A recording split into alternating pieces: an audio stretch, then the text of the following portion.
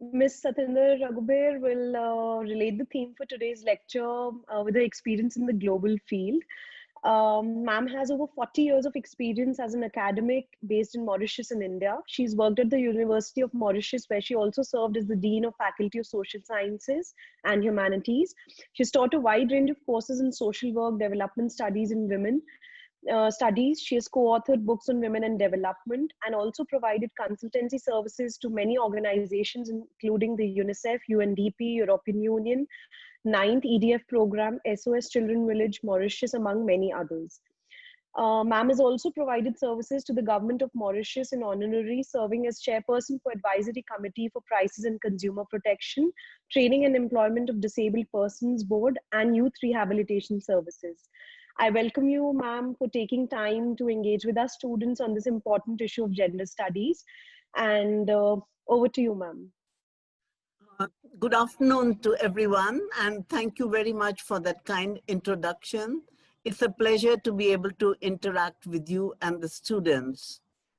Now, of course, my topic, as you can see from the slide, is quite a handful: empowering women, global perspectives on voices of women, rights, representation, and community voices. Now, in this short time, we can't go into the depth of it all, but my emphasis will be more on, the reasons why we need voices of women, and on how that happens, and on representation issues. Now, if there is a very pressing question a student wants to ask, I'm open to it. But if it can wait, then that's great also, okay? Can we change the next slide?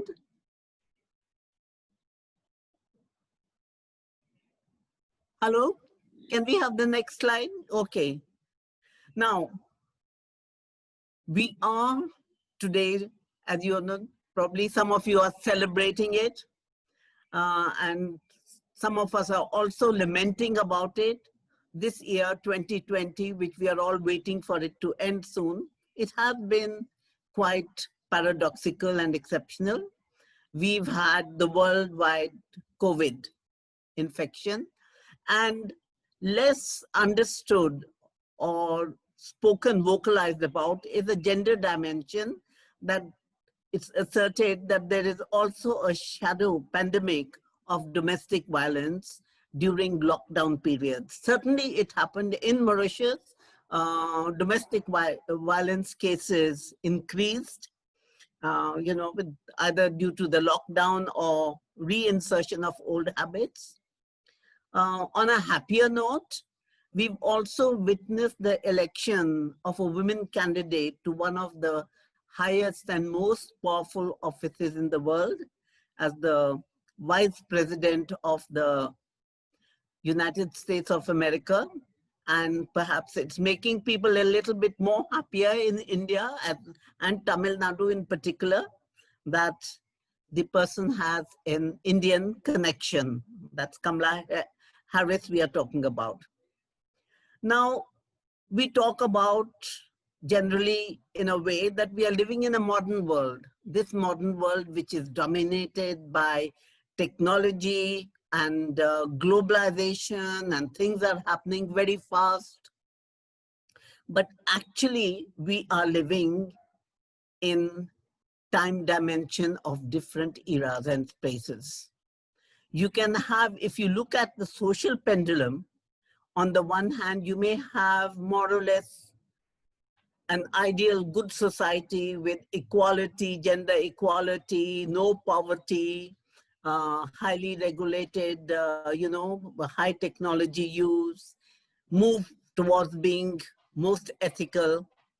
And on the other end, we have ignorance, and people may be living almost in Stone Age kind of conditions. Not that Stone Age, in its condition is bad, because it's human evolution. We all started from there. But then it's a great mix. We can't claim that we've done it all and that we are all living, having rights, ideas, access technology in a uniform way. That has not happened. There are very wide variations, but still the battles go on. Next slide, please. Yeah. Now we'll come a little bit closer. That was just a general warm-up talk. So now we are zooming in on the objectives of this lesson.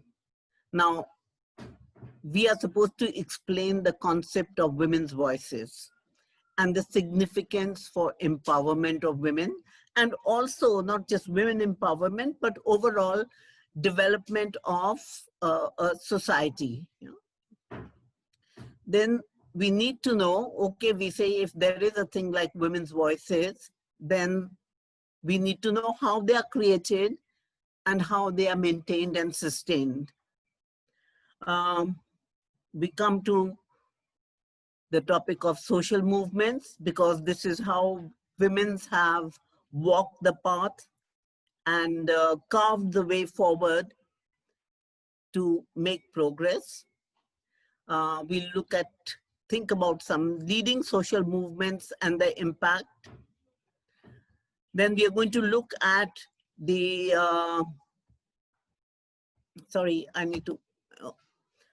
then we're going to see the importance of representation. Is it really important, or is too much being made out of it? That is what we are going to analyze. Then we are going to look at communities and gender progress. But I must tell you, I'm going to be playing a little bit low on rights of women and community, but not that we will not cover it, because I'm sure you have covered it under human rights and other dimensions. And then maybe we'll discuss the way forward. Next slide, please. Thank you. Okay. We say, all right. Where are we now with respect to the progress of women and the unfinished agendas? Women are making history. They are breaking barriers. We just spoke about it just now. And presently, the world is celebrating the victory of Kamala Harris to the chair of Vice Presidency of the USA. There are many women who are, she's not the only one, there are very many women who are heads of states, and they are making excellent progress. I can cite the example of New Zealand. New Zealand is, really praised for the way they handled the COVID crisis and other internal crises, and it's headed by a very young woman.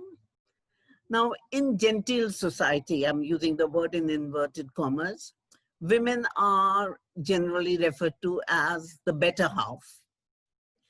But it's paradoxical, and sometimes if you reflect on it, it's kind of unfair, because let us see the way the better half lives. So this better half, is it because sometimes you may question they are able to withstand that, or for what reasons?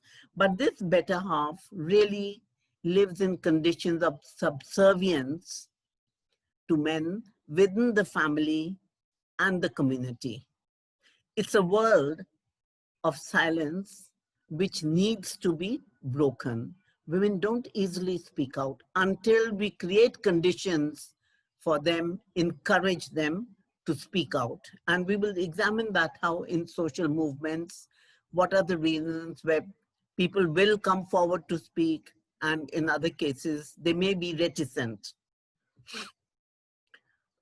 Gender empowerment policies and programs have greatly overall improved the lot of women. That is, it has improved the conditions of women over the last 100 years, okay?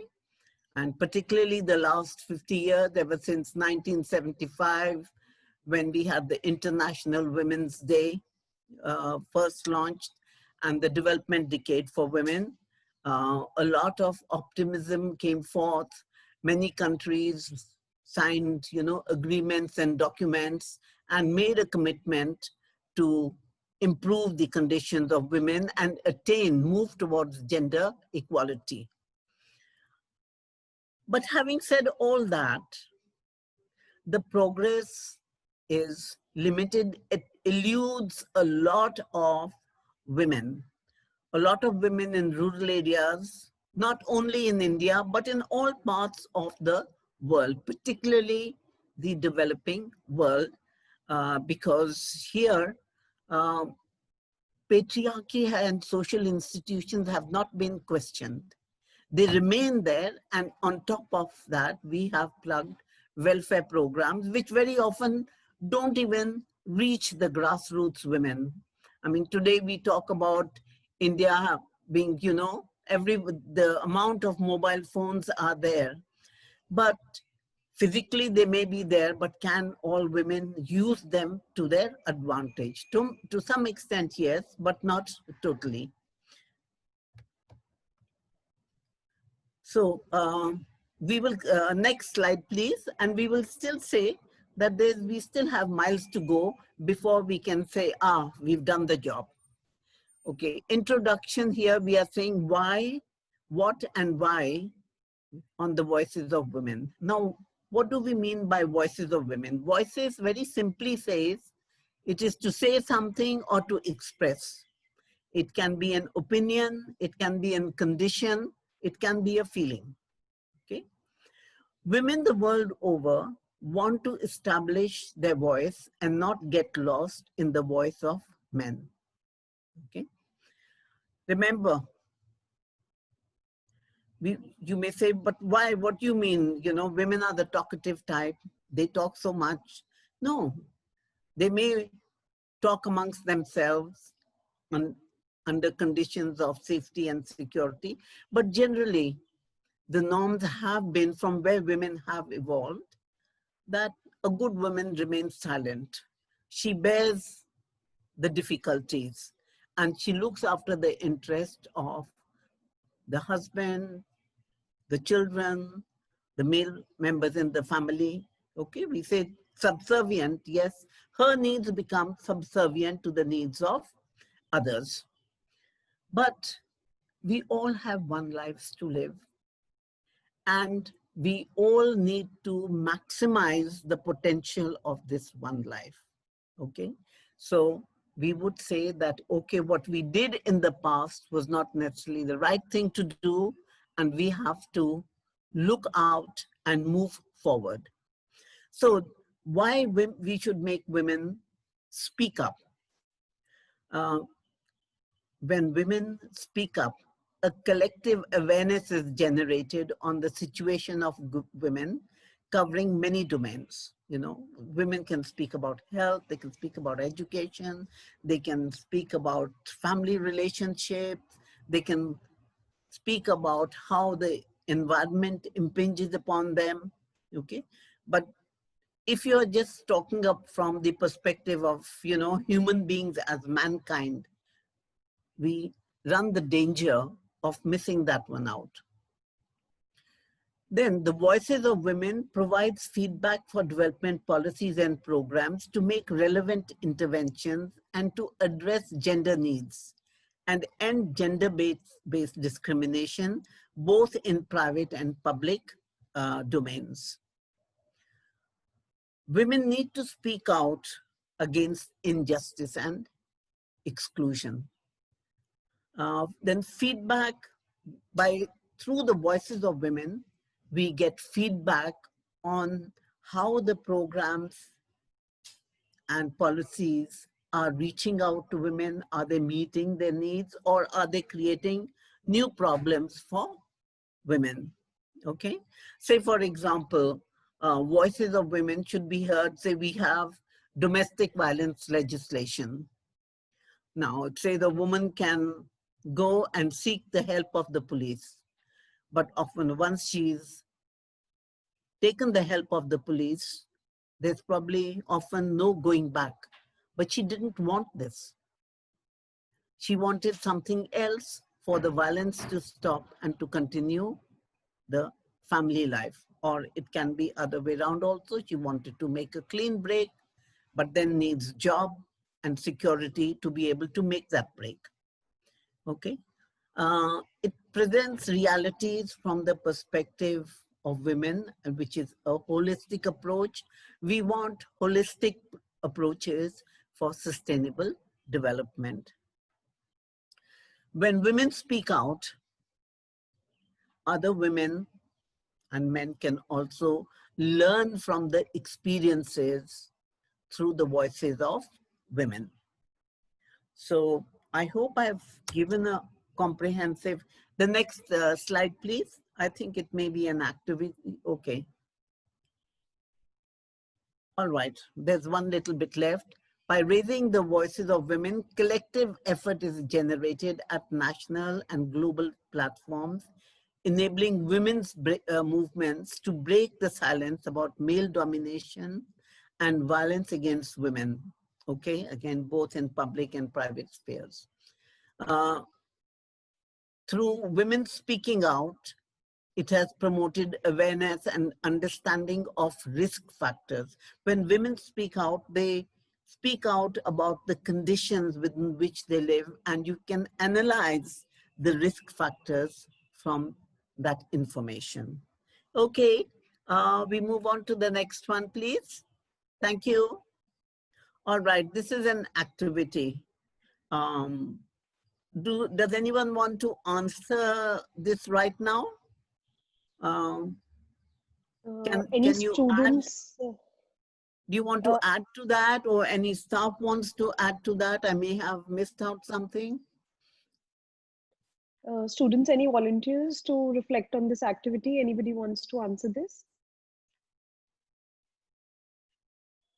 Well, I could only think of one thing. Maybe it also, by being able to express, it provides some sort of a catharsis for women as well. Maybe we could consider that as one aspect for the benefits of giving voices to women. But also it maybe raise their self-esteem, because by saying, okay, we are hearing women, it's important to hear women, it also raises the status and self-esteem of women in society. All right. Yeah, we can go back. Please go forward. Thank you. That's all right. Yeah. How are voices raised and heard? Now, I'll start off with a statement which is again contradictory, because women throughout, if you look at, go back into history, we will find examples of women who have risen against adversity, who have expressed their feelings. By and large, they have been women who have been from the privileged classes, or women who had nothing to lose. But by far and large, women in the society that we left behind in the Middle Ages, the traditional societies, both in the West and in the other parts of the world, women did not really, they were scared to speak out. They didn't have the conditions to speak out. Why? Because women won't speak out if they mean, if a woman feels, or even a man or an individual feels that by speaking out, they're going to get more trouble and nothing is going to change their situation, then they hold back. So in order to get communities to raise their voices, whether it is women or other minority groups, we need to create a safe platform where they can be heard, where there is safety, you know, there won't be a backlash, there is freedom of speech. Then we can elicit the mainstream participation of women, okay? But otherwise, you know, you can say, okay, if that didn't happen, how did women break free? I'm sort of giving you an example. Say, if you look at the Indian context, the conditions of widows, you know, during the 19th century, it was the men who spoke out on their condition, not the women themselves, because they was surrounded by such deep oppression that there was no way that they found that they could have made any change in their lives. Now, voices of women are raised and heard through social movements. We are going to cover that shortly in the next slide.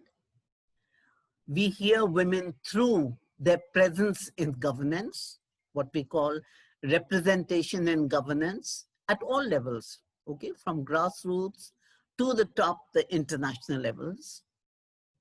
Um, when women organize themselves against acceptable conditions, raising voices on issues that concern livelihoods or other status and safety in towns, in communities, okay? Say, for example, we have seen women rising in the community in India against the Khap Panchayats. It's the women in these villages where there was this terrible incident of a young boy and girl from the same village getting married, and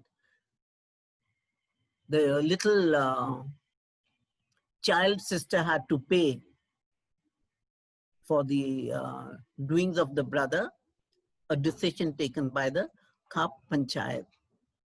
Now, very important is women's voices are heard through writings by women or men on women, which creates awareness and consciousness. In contemporary times, there are a lot of women who are writing on women and creating awareness about conditions of women.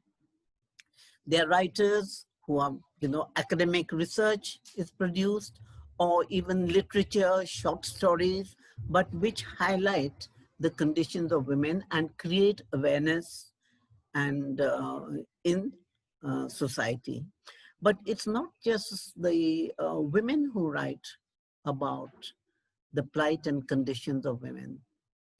Male writers also have written. Our Nobel laureate, Rabindranath Tagore, he wrote, all his writings are really highlight the difficulties that women face and how they persevere and live through those experiences. Collective negotiations, you hear voices, but for this, the platforms have to be created. Say, for example, in trade unions, women's presence in, collective bargaining efforts. Media. Of course, media, it can cover women very well, but it can also cover women in a superficial and a manner that doesn't lend dignity to women, what we call sexism, portray women as sexual objects, okay? But really, what media's role is to portray the realities of women in the proper, real perspective. Okay, we'll move on to the next slide, please. Okay. Consider some impact of literature on gender inequality. Does anyone want to say anything about this? You can have women being portrayed as witches and gold diggers and so on. And on the other hand, you can have women also literature portraying women as really, sustaining society and their families. Okay, we'll skip it up and perhaps you might have questions later on this. Okay, the next slide, please, Malika. Yes, Thank ma'am. you. Okay. Okay, now we are coming to the next one, women and social movements. You're seeing the slide. This is not a recent picture of women and social movements. This is depicting women seeking equality. Okay. Next slide, please.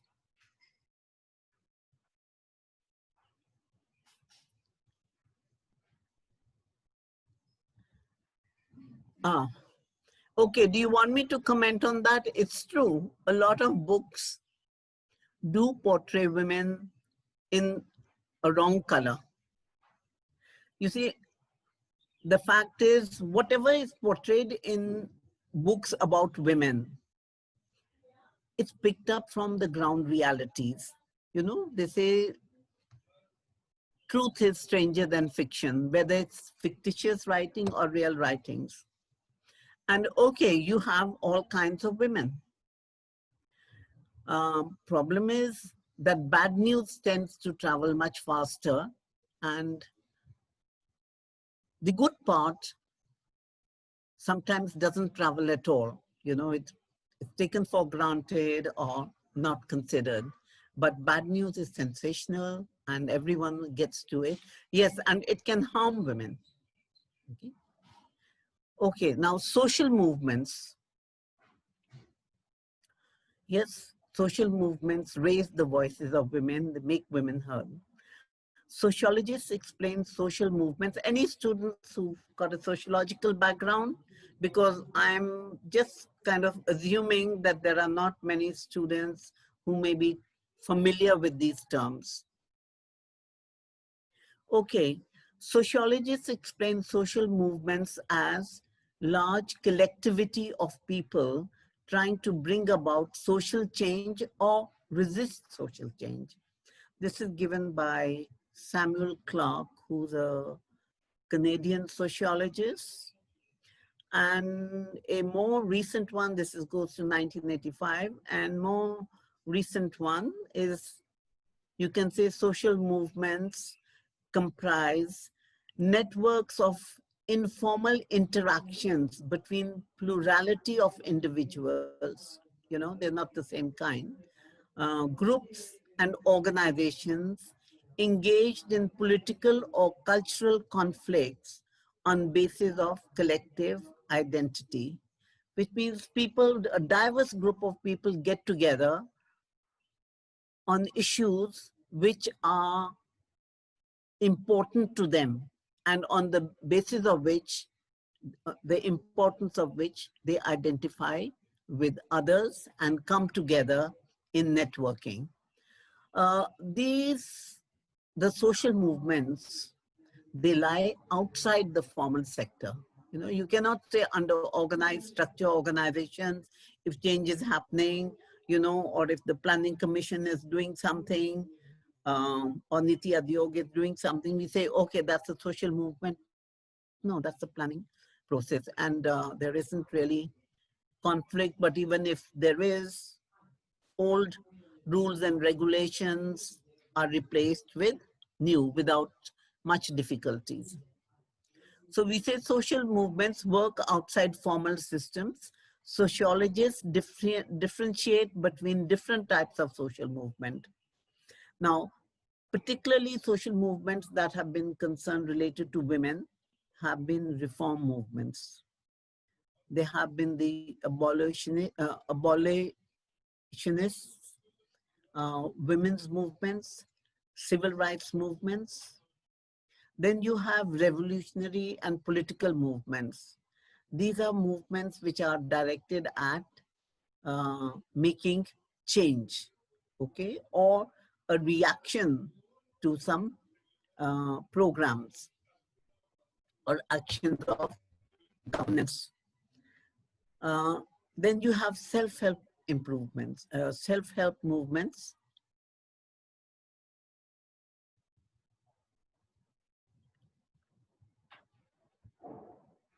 Sorry, that was a message from the system. Okay. The self-help movements, these are movements created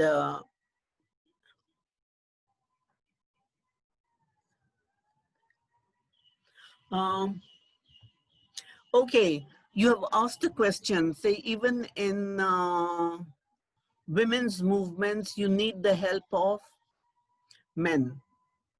All right, if you look at what Raja Ram Mohan Roy did, or even other reformers, Swami Vivekananda did, women didn't actually ask for them, for the help, but they saw the distress of women. They were moved by the distress of women, and they also saw the obstacles to the progress of women, if it was not just an, altruistic, sympathetic attitude. Um, yes, women at that time were not organized enough to seek the help of men. But in today's networking, yes, women can and will. But then on the other hand, when you look at the first movement, the suffragette movement, you know what happened to their demonstration before the women in the US got the right to vote. There was women's movements by themselves, as you will survey, are non-violent. But people who oppose the women's movement, they can create violence. Of course, in this case, when women were asking for political rights, men were against it, and they did everything in their power, insulted the women, and were manifested violence to women who were asking for their rights. Similarly, sometimes if you can say the reproductive health or the abortion movement, women saying the right over our own bodies, the anti-abortion groups have attacked those movements by bombing and so on. Yes, but could be men and women involved. But in contemporary world, yes, women can seek the help of men and men can support, like today, so many men support the women's right for equal pay, for equal work.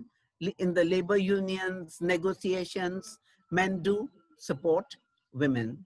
But when you're talking about the early women's movements, or you're talking about the 60s when the women started saying, oh, we want absolute equality, not just the right to vote and stand for political, election, then feminists were looked down upon. They didn't have very many male sympathizers.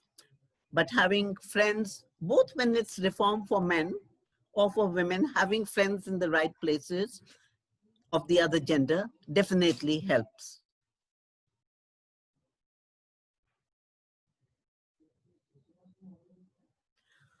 Yes, women's movements are not violent because women don't intend the violence. They are not out there to, create violence. But violence can come to them from other quarters. And okay, they are not creating violence on other people in society. For example, the suffragettes didn't hit back. They were dragged, old women were dragged, people spat on them, called them dirty names. They were imprisoned, but why? Simply for asking for a political right and the right to participate. I hope I answered the question, particularly the second one. You know, when you're looking at it, that's one of the reasons why they say women should form part of peace negotiations. Okay, thank you. I'll go on.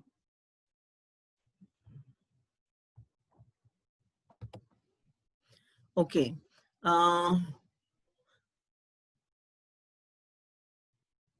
All right, we have revolutionary movements, the political change. These are not particularly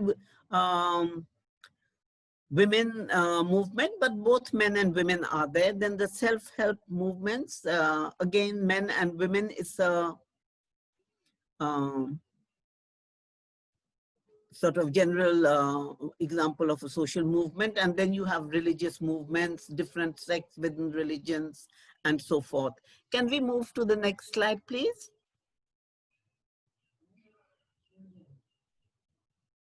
Thank you. Now, what happens in social movements?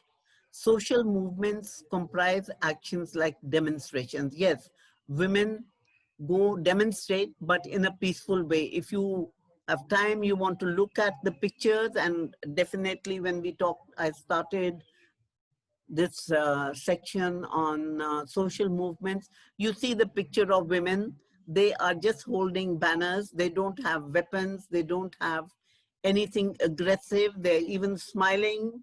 And it's definitely not a aggressive demonstration.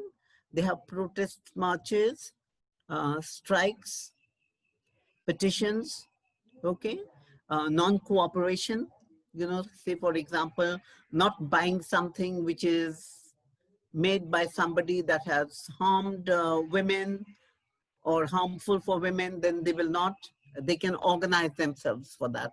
Say for example, people exploiting, companies exploiting women, they may say, okay, we will not buy from them. There's an example of a strike, for example. It's more a trade union, but there was a company in California in the 1940s, I think it was, and they were paying terrible low wages to the grape pickers. And this movement, they were able to get the support of consumers, and it became a movement that consumers started boycotting products made from that organization. So eventually, change had to come. Now we are talking about a little bit on the same, what causes the emergence of social movements? I mean, how come they emerge? Basically, sociological explanations are discontent with existing situation, social or personal breakdown. Now, other sociologists again challenge these views, but we will say, okay, there are explanations with a number of buts to it. Say, for example, discontent with existing situations. So many people live in mass poverty. They must be discontent. But why don't they raise their voices? Why don't they form a social movement? Why don't they protest?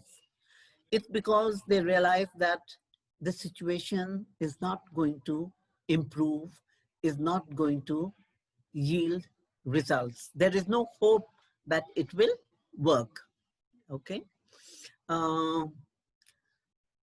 Then there is expressions of their social movements also emerge as new forms of social solidarity. For example, the development of socialism is given as one example, okay? And it's an alternative, demands for social inclusion of everybody, okay? Now, the next question is, who organizes? Who are the people who take the leadership? Well, there is some research has been done on this, and it points out that individuals with social networks and larger social, it's a repetition, it should have been larger social capital, they get involved because they can generate a following. People will follow them, people will listen to them, there will be people behind them. So individuals, you may call them leaders, who know that this following will happen, then will take up the issue because the possibility of realizing it is hopeful. Okay? Now, women face many deprivations. Therefore, raising voices and creating networks to enable the movement to form. Different kind of, now if you look at the suffragette movement, okay, women's movements, the women who came forward eventually, there were women from outspoken women, the Quakers, the Quaker movement, if you have heard about it. So they had this large organization of the Quakers behind them, and they took the plunge. It took them 100 years, or more or less, before they achieved the goal, but they were able to achieve it. Okay, can we move to the next slide, please? Thanks. Now we can say about social movements where women raised their voices and things did happen. We look at the women's suffrage movement, okay, in the mid-19th century. It happened in several countries. That's why I'm using it as, this whole talk is global. I'm not just talking about India. We had our own movements, okay. So this was a long struggle, but it really broke the ground, and the experience of this social movement stayed home to roost, that, okay, women could move forward. And then you see the International Alliance for Women was created in 1917, and the women's conferences were held. So that success of one social movement had a beneficial effect for women to organize themselves to meet other needs. Now, during the 1960s, feminism again took a stronger hold. And this time it was not just the right to political participation and the right to vote, but it said, no, we want equality per se. In the West, the German Kriya and others, they spoke out that the root cause of the oppression and disadvantage faced by women was patriarchy. And that patriarchy was wrong and needs to be replaced. So therefore women, they in a way protested, and in perhaps it may sound a bit absurd ways, but to raise home the point that they were not sexual objects. They were human beings and intelligent persons who needed to have their rightful place in society. Then, okay, this agenda continued. It was taken over by, the UN came in, and there was a cluster of women within the UN and said, no, we have to take the women issues forward. And they did, which culminated in the decision of the UN to celebrate the International Women's Day, and then celebrate the Decade for Women. Now, all these paved the way for hearing women, hearing their need, focusing on their needs, getting women to speak, doing research on women, collecting data on women and analyzing it. And from that, understanding the needs and situation of women. Now, the 1990s, okay, when you say, okay, equality is there, women are justified in this movement of wanting equality, you say, okay, you're getting the equality, but how about violence? Okay, women of all classes across the world are victims of violence from men. Okay, a few handful of men may face domestic violence from their spouses, but generally it's the women, and the women face violence both within the private sphere of the family and in the public domain. For example, they will be teased, they will be pushed, they will be harassed, their belongings will be ruthlessly taken from them. At the workplace too.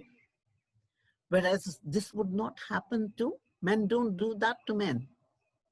They will not sexually harass men. And, on a small scale, it may happen. You can't say that, okay, it's never happened. But generally, the victims are women, and we are still living with it. This is why I'm saying, okay, I started off at the beginning of the talk that, okay, domestic violence is an issue. WHO has told us, consistently that almost a third of women, sometime or the other, they are victims of domestic violence, sexual violence, and hostility.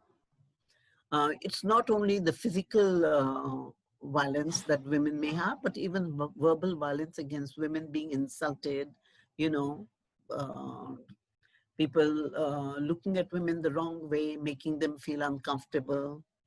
You know, yes, you might say, okay, but there's a lot of debate by saying, okay, if women are feeling uncomfortable, it may be the way that they present themselves.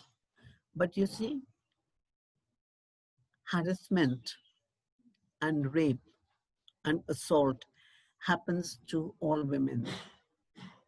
Probably, I would say that those who are probably differently attired are smart enough to be able to fight to some extent, but girls who are perfectly conventionally attired, they are also victims.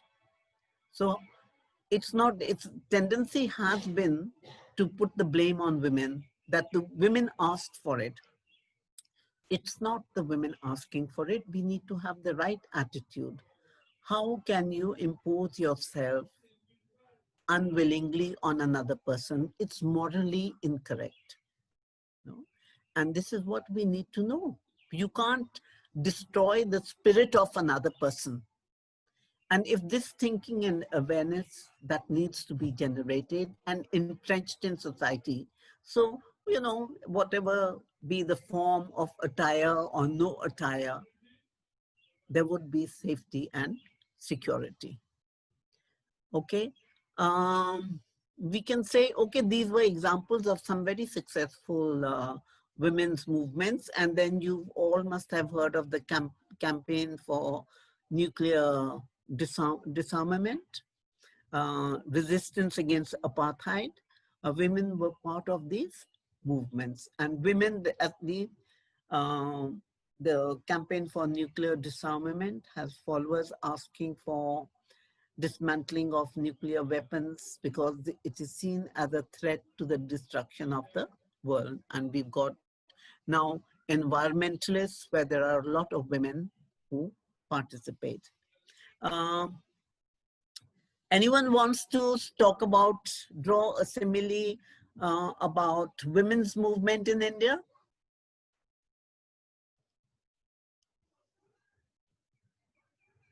Okay, what we can say is the women's movements was okay. Yes, Pragya? Good evening, ma'am.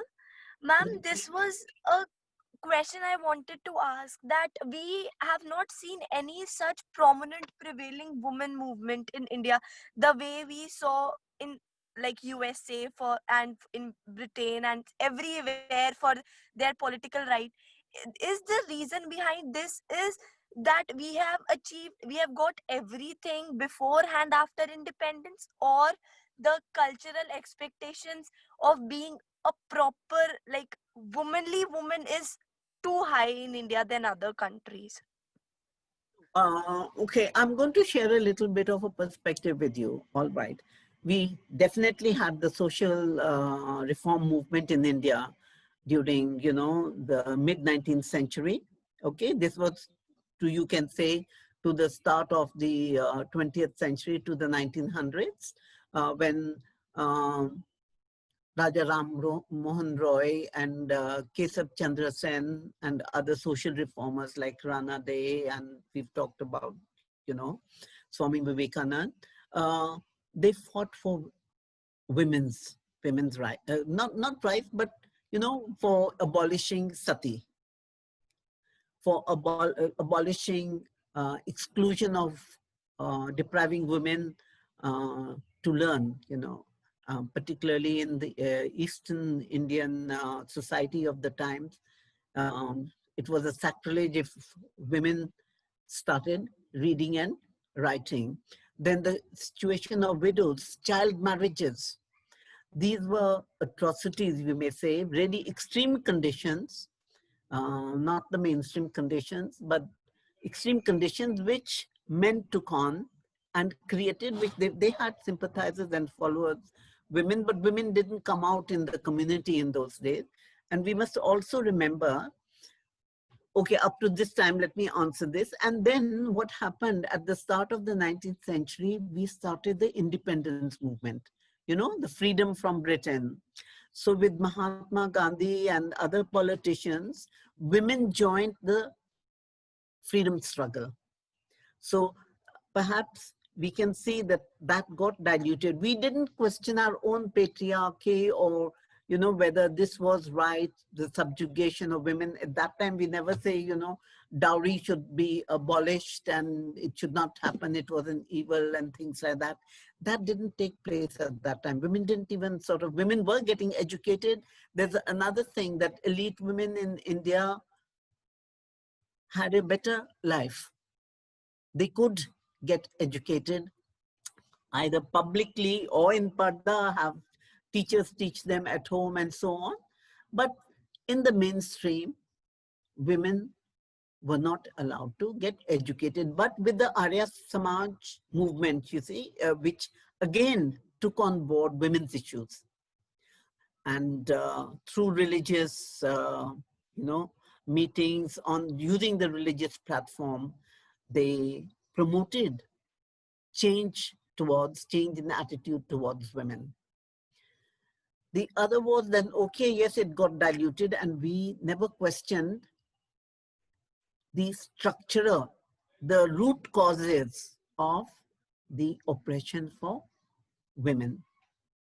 Because by the time we got independence, we had planning systems and we plugged onto the existing socio-economic structures, welfare. That, okay, we must enhance the welfare of women. We started the family planning movement, we started health services, we started, say, education, promote the education of women and so forth. But it wasn't easy because women didn't, like when you're talking about equality, 50s, 60s, it was not easy times. India was not a well-off country. We didn't have so many job opportunities. We were still an agricultural society. And women within the agricultural threshold didn't raise their voices against the patriarchal systems around which agriculture was organized. It's later on, much later on, that, okay, says when we talked about legislation was created to give equal rights to women in inheritance and so on, marriage laws created. So perhaps we got lost in that. This is my opinion, my view, okay? And we didn't question the basic foundation. So what happens today is that, okay, kya kare? The system as I have, he's my husband, that's my family. So we've kind of sustained ourselves on that mode. Okay, can we move to the next slide, please? Pragya, thank you. I hope I answered your question. Yes, ma'am. Thank you so much. Okay. Satinder ma'am, it is Uh, already past 6. Can we just take one or two questions before we wrap up, please? okay, all right. Okay. So maybe ma'am can wrap up first, and then we Yes, can. ma'am. And then we can. Okay. Now I'm in trouble with time management. Okay. All right. Can you just I've talked about social movement. Yes, can I talk a little bit about representation? Can we go to the slide on representation?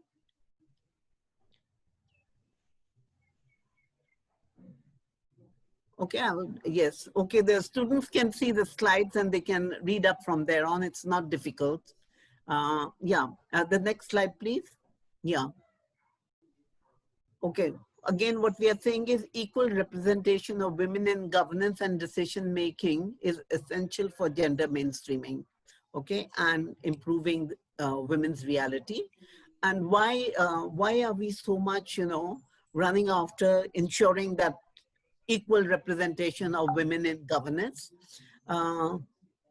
We say, okay, one way you're looking at is that studies have found that when women are in governance, they take up more issues of welfare and they are prone to peace, more peace than, looking for violence and aggression.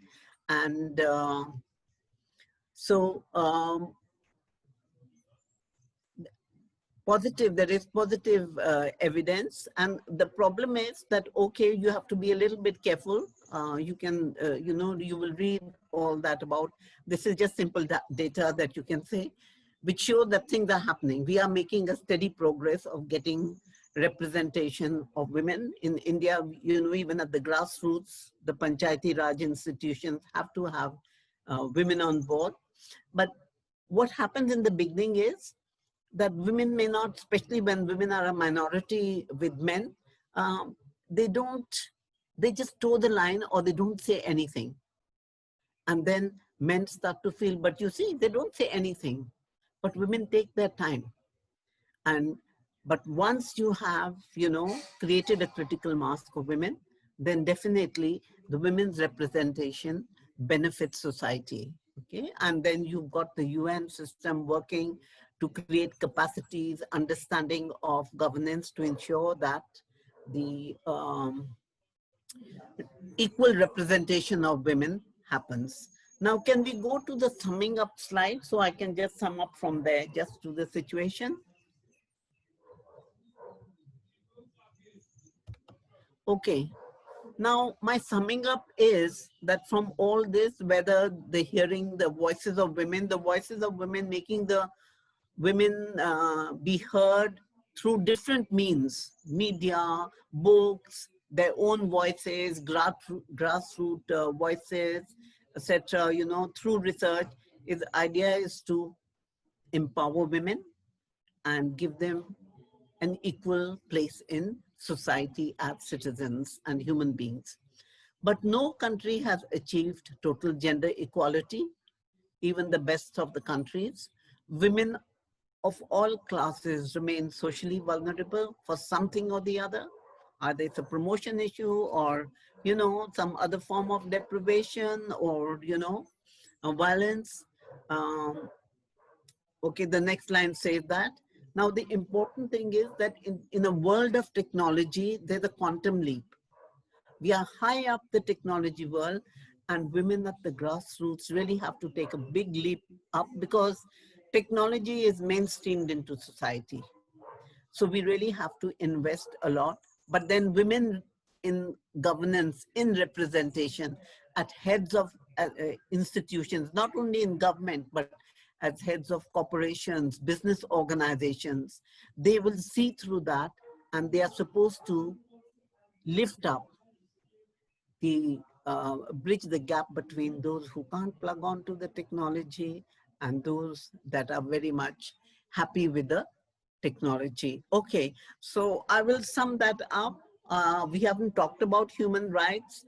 Human rights is essentially, the rights of women.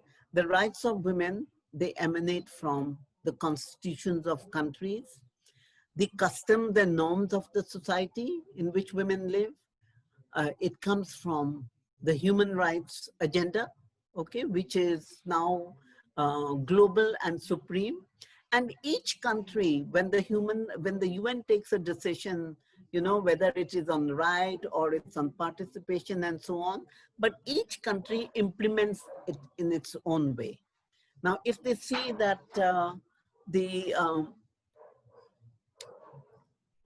if a society is very rejecting of foreign intervention, global interventions, then they will resist that. But if a society says that, okay, but this is in the interest of women, then they will open up. They won't say, okay, this idea came from the West, it doesn't apply to us, You don't have to take everything that came from the West, but the world has recognized that participation of women in society helps society. There may be some payments to be made, in terms of, okay, you may question childcare and so on, but then one doesn't need to produce so many children, and other systems can be there. Not everybody needs to have children in this overpopulated world. Okay, I will Thank stop you, talking now, ma'am. and I'm open to questions. I thank you, ma'am, for this enlightening lecture and given your global perspective. I'm sure the students have gained much from this lecture. We can just take one last question since you answered most of them in between. Uzma had a question that she typed today as we are talking about representation and community voices at global level. I want to know about representation of LGBTQ voices and rights in two-party system. Does these systems affect the representation of less empowered communities? Yes. You know, there is similar when we are talking about it's just women, because women were treated as a minority group. Okay. So the way I see it, I focused only on the women in this lecture because it was the topic. But yes, we have for the other minority groups and sexual orientations, the same representation. But it may be represented, see, they're having women there in governance, and they can be, women can be from any walk of life. You see, cutting across representations. Women represented just the leaderships and capacities that are created. UNDP enables organizations, grassroots organizations, to develop leadership capacities. And political parties are supposed to be recruiting women, okay, into the system. So when the women are in positions of political power and representation, they meant to be, it is believed that women will be looking after these interests better than had been done in a male-dominated society. Yes, it's a big but. Will they? We don't know, but we hope so. So far, research on women's participation has been encouraging, positive. We don't have anything to hold back onto that. Yes, minorities have to be catered for in representation, whether it's you do it, you know, through the pathway of women, because there has to be equity. If there is a good women leader, okay, she comes from a minority group, but she can make things move for that group, from their perspective, or a man from that group, they can make it happen from that element. Okay. Thank you so much, ma'am. I would like to extend my heartfelt thanks to ma'am for this informative lecture for the students. We'd now like to bring this lecture to an end. Before proceeding for our next lecture, which shall be held tomorrow, 12th November 2020 at 4 p.m. on the subject of gender-based violence. Thank you so much, ma'am, for being here with us and for engaging with the students. Okay, thank you. Bye-bye. Thank you, technical team, for empowering me on the technology. Right. Thank you, ma'am. Thank you Thank very you. much. Thank you, students. You may leave the meeting now.